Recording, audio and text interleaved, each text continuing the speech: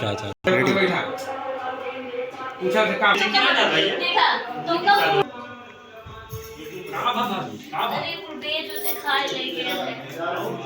और कहां खाओ मैं समझ रहा है तू लेके मैं हाथ पकड़ खड़ा कर बा हां ठीक मैं रुक जाता तू पीछे आ भाई रुक मालूम कला भाई भाई कबाड़ा चल तब छा अब भैया आप लोग खड़ा हुआ अब एक कुर्सी चालू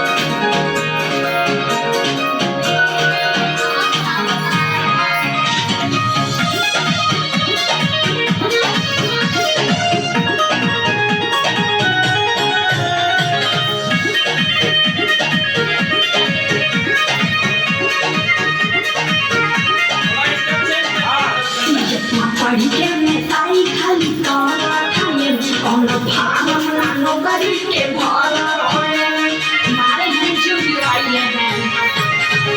जितना पढ़ी के मैं ताई खाली काला खाए कौन भागम ना नौकरी के भाला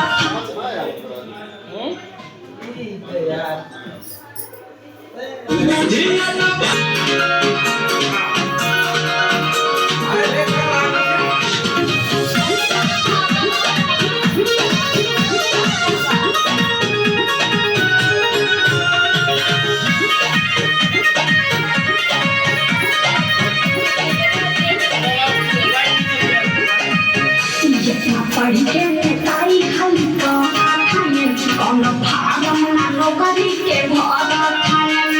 मारे हैं चुरी आई है जितना पढ़ी के मैं ताई खाली काला खाए कौन भागम ना नौकरी के भाला भैया टका बहाने हो भाभी दमक महाबरा धान हाने हो भैया टका बहाने हो भाभी दमक महाबरा धान हाने हो संजन की आवाज यार भाई तू ना नौकरी के भाला भैया टका बहाने हो भाभी दमक महाबरा धान हाने हो भैया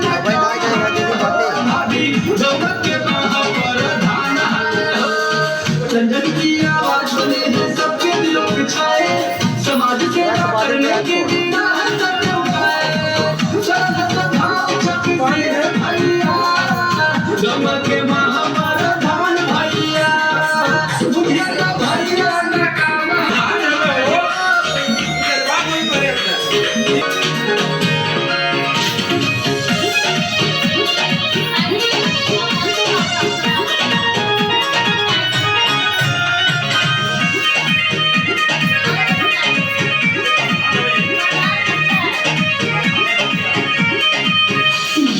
पढ़ी के मैं ताई खाली काला खाए कौन भागम ना नौकरी के भाला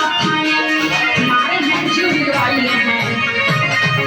जितना पढ़ी के मैं ताई खाली काला खाए कौन भागम ना नौकरी के भाला भैया टका बहाने हो भाभी दमक महाबरा धान हाने हो भैया टका बहाने हो भाभी दमक महाबरा धान हाने हो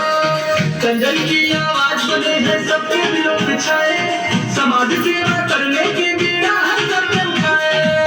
चल भाव चक से भैया दमक महाबरा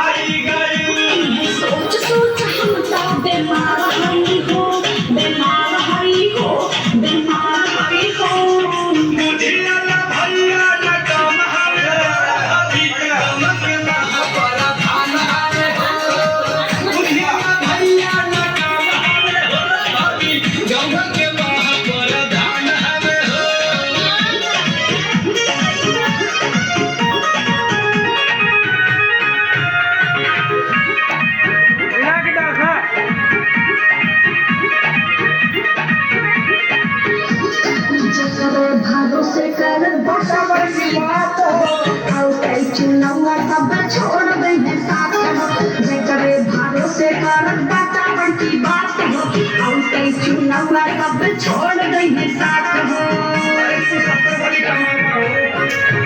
सब जनता की आवाज बन के आई गई सबके दिल पे तुझे सहल छाई गई सोच सोच हम सब बीमार आई हो जीवन का किराना ना काम हवे हो भाभी गंगा के महापराधान हवे हो बुझिया ना भैया ना काम हवे हो महापराधान हवे हो तो भाई भाजी तू खाली ऐस करा लाली लिपस्टिक लगा